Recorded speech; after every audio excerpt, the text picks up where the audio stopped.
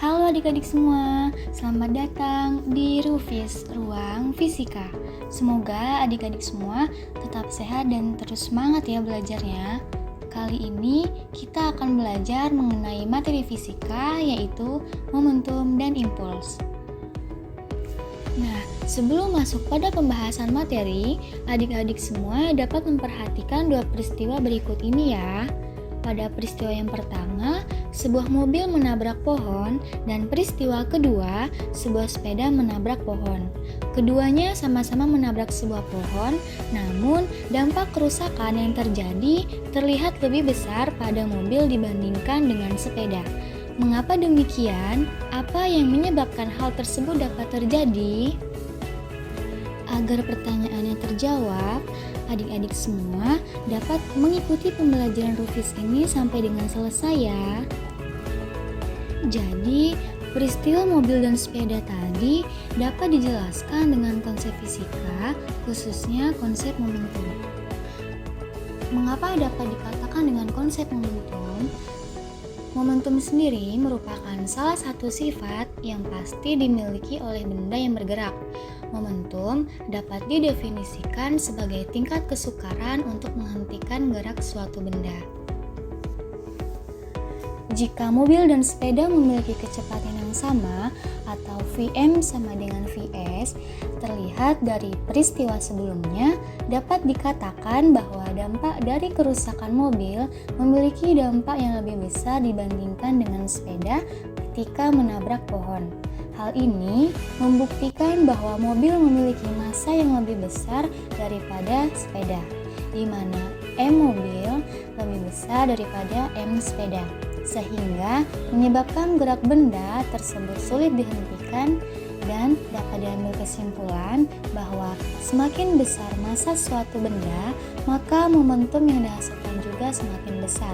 Begitu juga sebaliknya, semakin kecil massa suatu benda, maka momentum yang dihasilkan juga semakin kecil. Dan didapatkan persamaan di mana P sebanding dengan massa. Nah, selanjutnya adik-adik semua dapat memperhatikan dua peristiwa berikut ini ya, di mana peristiwa yang pertama merupakan peristiwa menembak dengan kecepatan yang kecil dan peristiwa kedua merupakan peristiwa menembak dengan kecepatan yang besar. Jika seseorang pada peristiwa tersebut memiliki peluru yang identik di mana massa peluru 1 sama dengan massa peluru 2, yaitu MP1 sama dengan MP2, tetapi kedua peluru tersebut diberi kecepatan yang berbeda, yaitu VP1 lebih kecil dari VP2, akan mengakibatkan titik sasaran yang dikenai oleh peluru dengan kecepatan yang besar akan menimbulkan kerusakan yang lebih parah dibanding dengan peluru yang memiliki kecepatan kecil. Hal ini menandakan bahwa semakin besar kecepatan suatu benda, maka semakin sulit benda tersebut dihentikan. Sehingga dapat disimpulkan bahwa P sebanding dengan V, atau momentum sebanding dengan kecepatan suatu benda. Berdasarkan analisa di atas, karena momentum atau P merupakan tingkat kesukaran untuk menghentikan gerak suatu benda, maka persamaan momentum linear didapatkan P sama dengan M kali V, atau momentum sama dengan massa dikali kecepatan. P adalah momentum dengan satuan kilogram meter sekon, M adalah massa benda dengan satuan kilogram, dan V adalah kecepatan benda dengan satuan meter per sekon. Dan momentum juga merupakan besaran vektor yang arahnya searah dengan kecepatan benda tersebut. Berikut ini merupakan contoh soal dari teori momentum. Suatu benda bermassa 40 kg dan bergerak dengan kecepatan 5 meter per sekon. Tentukan momentum yang dimiliki oleh benda tersebut. Benda yang bergerak pasti memiliki momentum, dan berdasarkan konsep dapat ditentukan sebagai berikut, di mana P sama dengan massa dikali kecepatan. P sama dengan 40 dikali 5. Dan P P dihasilkan 200 kg meter per sekon.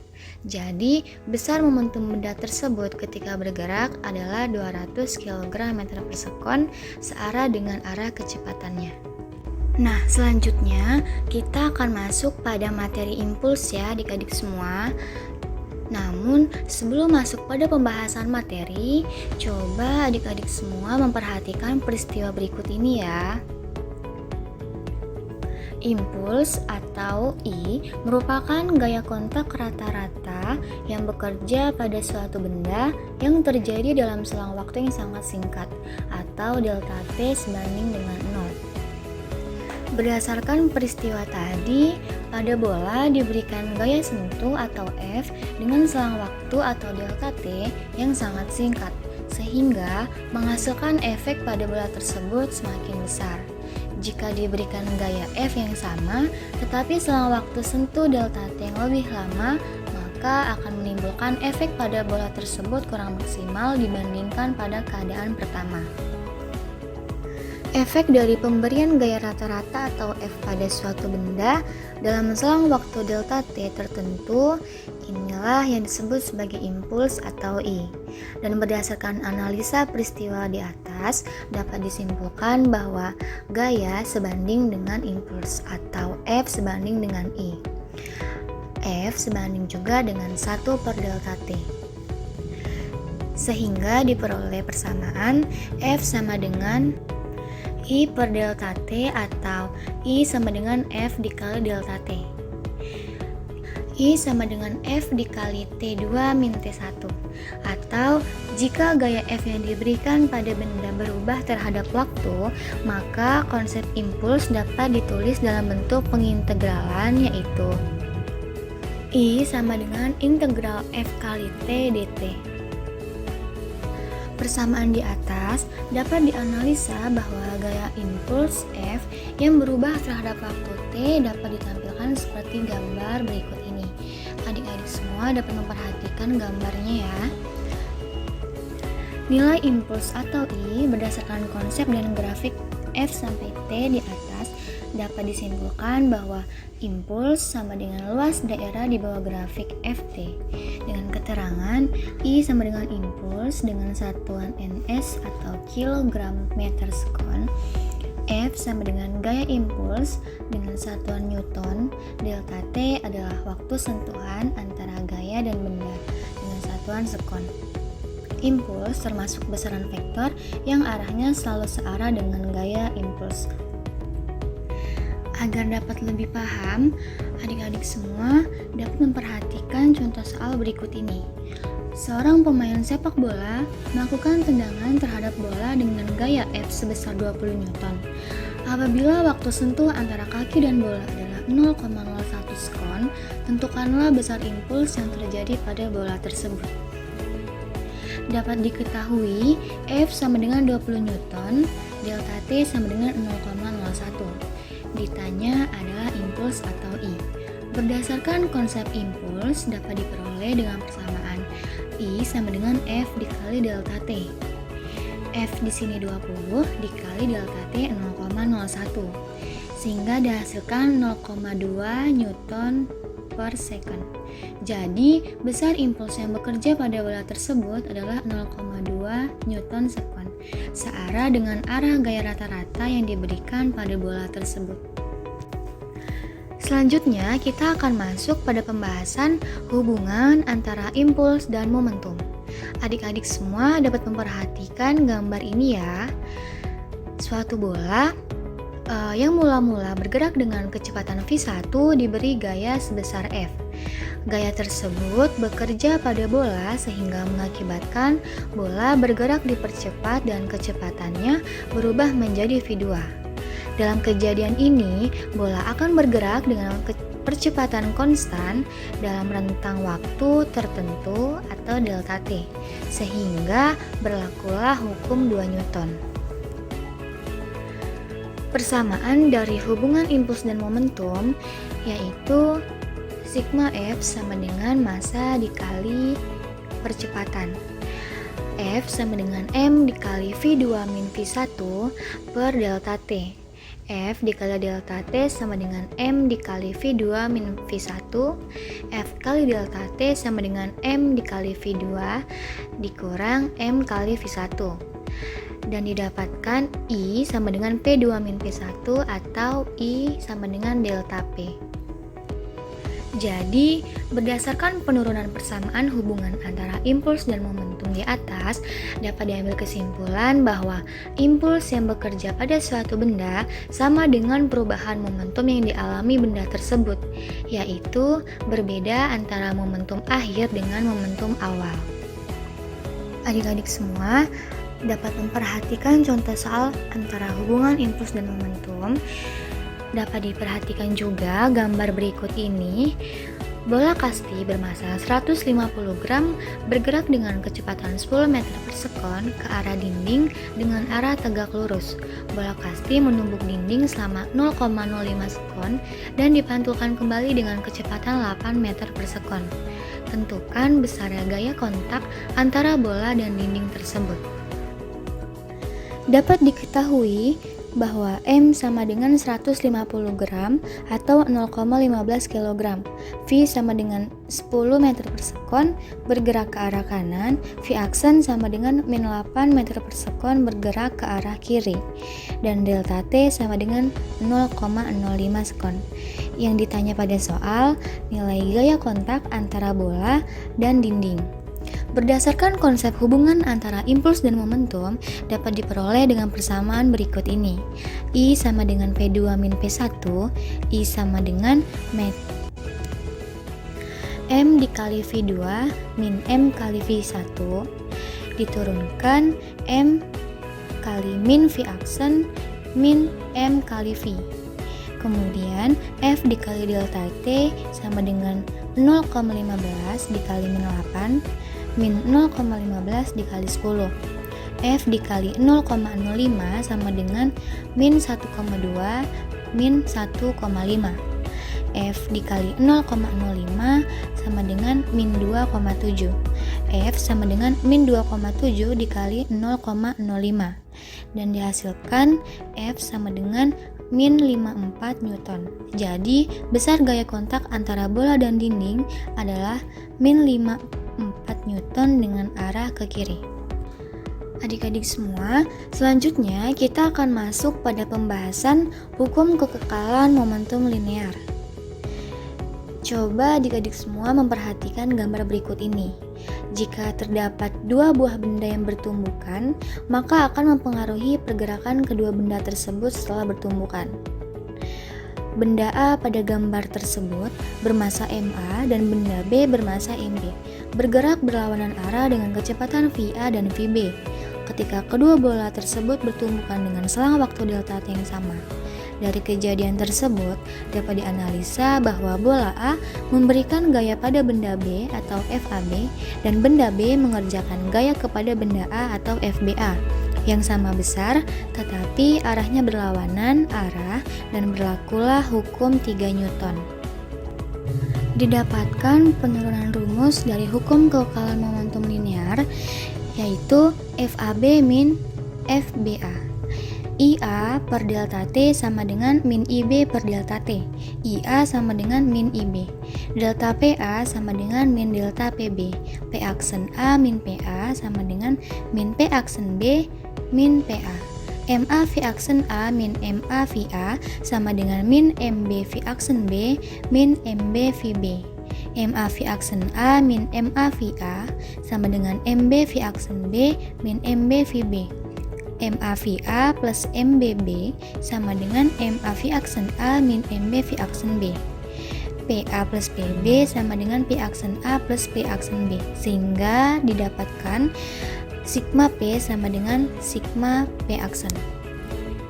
Berdasarkan analisa kejadian tumbukan dua benda tersebut dan penurunan persamaan tersebut, maka konsep hukum kekekalan momentum linear dapat dinyatakan bahwa dalam peristiwa tumbukan sentral, momentum total sistem sesaat sebelum tumbukan sama dengan momentum total sistem sesaat setelah tumbukan, asalkan tidak ada gaya luar yang bekerja pada sistem tersebut. Supaya lebih paham, dapat memperhatikan contoh soal berikut ini. Berdasarkan gambar ini, sebuah balok kayu bermassa 3 kg yang diam di atas lantai ditembak sebutir peluru bermassa 60 gram dengan kecepatan 120 meter per sekon. Jika peluru menembus balok dan kecepatannya berubah menjadi 80 meter per sekon, tentukan kecepatan balok tersebut setelah tembakan. Peluru dan benda mengalami tumbukan dan berlaku hukum kekekalan momentum. Sigma P sama dengan sigma P aksen. PP plus PB sama dengan P aksen P plus P aksen B. MP VP plus MB VB sama dengan MP V aksen P plus MB V aksen B. Selanjutnya disubstitusikan 0,06 dikali 120 plus 3 kali 0 sama dengan 0,06 dikali 80 plus 3 kali V aksen B. 7,2 plus 0 sama dengan 4,8 plus 3 kali V aksen B, menghasilkan 7,2 min 4,8 sama dengan 3 kali V aksen B. 2,4 sama dengan 3 kali V aksen B, sehingga V aksen B sama dengan 2,4 per 3, menghasilkan 0,8 meter per sekon. Jadi, sesaat setelah peluru menumbuk benda, maka benda tersebut bergerak dengan kecepatan 0,8 meter per sekon. Nah, adik-adik semua, selanjutnya kita akan masuk pada materi tumbukan. Dalam tumbukan ini terdapat 3 jenis tumbukan.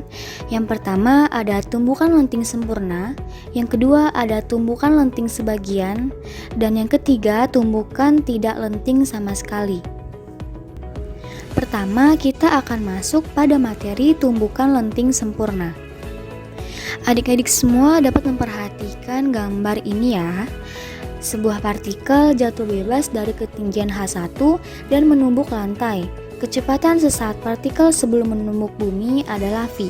Sesaat setelah menumbuk lantai, partikel tersebut bergerak vertikal ke atas dengan kecepatan awal V aksen. Partikel tersebut mencapai titik tertinggi sebesar H2, di mana dari gambar diperoleh H2 sama dengan H1. Karena terjadi hal demikian, maka disimpulkan bahwa V sama dengan V aksen.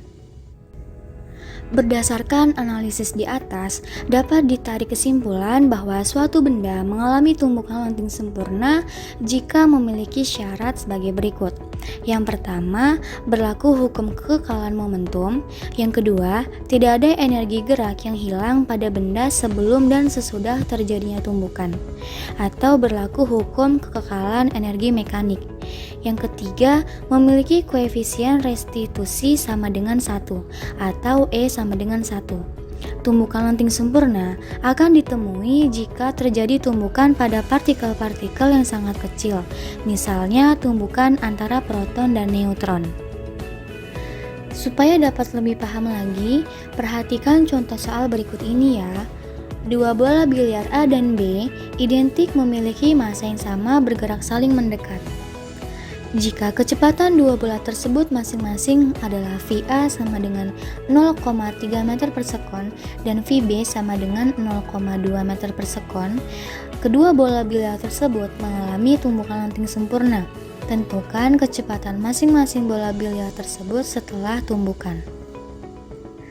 Kita masuk pada pembahasan, dapat dilihat pada gambar di mana berlaku hukum kekekalan momentum linear. Sigma P sama dengan sigma P aksen. Kemudian diturunkan dengan persamaan PA plus PB sama dengan P aksen A plus P aksen B. MA VA plus MB VB sama dengan MA V aksen A plus MB V aksen B. M dikali 0,3 plus M dikali min 0,2 sama dengan M dikali V aksen A plus M dikali V aksen B. Sehingga didapatkan 0,1 sama dengan V aksen A plus V aksen B sebagai persamaan 1. Selanjutnya, karena memiliki koefisien restitusi E sama dengan 1, selanjutnya dapat ditulis dengan E sama dengan min delta V aksen per delta V. E di sini 1, sehingga 1 sama dengan min delta V aksen per delta V. Delta V sama dengan min delta V aksen. VB min VA sama dengan min VB min V aksen A. 0,2 min 0,3 sama dengan min VB min V aksen A. min 0,2 min 0,3 itu menghasilkan 0,5, sehingga 0,5 sama dengan min VB min V aksen A sebagai persamaan 2. Selanjutnya, persamaan 1 dan 2 dieliminasikan sehingga diperoleh 2V aksen B sama dengan 0,6. Jadi, V aksen B didapatkan 0,3 meter per sekon bergerak ke arah kanan. Dengan mensubstitusikan nilai V aksen 2 pada persamaan 2, maka diperoleh 0,5 sama dengan 0,3 min V aksen A, di mana V aksen A dihasilkan 0,2 meter per sekon bergerak ke arah kiri. Jadi, karena terjadi tumbukan lenting sempurna, maka sesaat setelah bertumbukan, bola biliar A memiliki kecepatan 0,2 meter per sekon bergerak ke kiri, dan bola biliar B memiliki kecepatan 0,3 meter per sekon bergerak ke kanan. Selanjutnya, kita akan masuk pada jenis tumbukan yang kedua, yaitu tumbukan lenting sebagian. Adik-adik semua dapat memperhatikan gambar berikut ini. Sebuah bola jatuh bebas dari ketinggian H1. Setelah menumbuk lantai, bola tersebut mengalami gerak vertikal ke atas dan bola hanya mencapai ketinggian H2, di mana H2 lebih kecil dari H1. Pada peristiwa ini terjadi tumbukan lenting sebagian, karena pada peristiwa tersebut ada energi gerak yang hilang yang dimiliki oleh bola tersebut, sehingga bola tidak mampu mencapai pada ketinggian semula. Berdasarkan analisa di atas, dapat ditarik kesimpulan bahwa suatu benda mengalami tumbukan lenting sebagian jika memiliki syarat diantaranya: yang pertama, berlaku hukum kekekalan momentum; yang kedua, tidak berlaku hukum kekekalan energi mekanik karena pada peristiwa ini ada energi gerak yang hilang pada benda; yang ketiga, setelah tumbukan benda bergerak sendiri-sendiri atau tidak menyatu; dan yang keempat, memiliki nilai koefisien restitusi atau E, yaitu E lebih kecil dari 0 dan E lebih kecil dari 1. Dan yang terakhir adalah tumbukan tidak lenting sama sekali. Adik-adik semua, coba perhatikan peristiwa pada tumbukan tidak lenting sama sekali.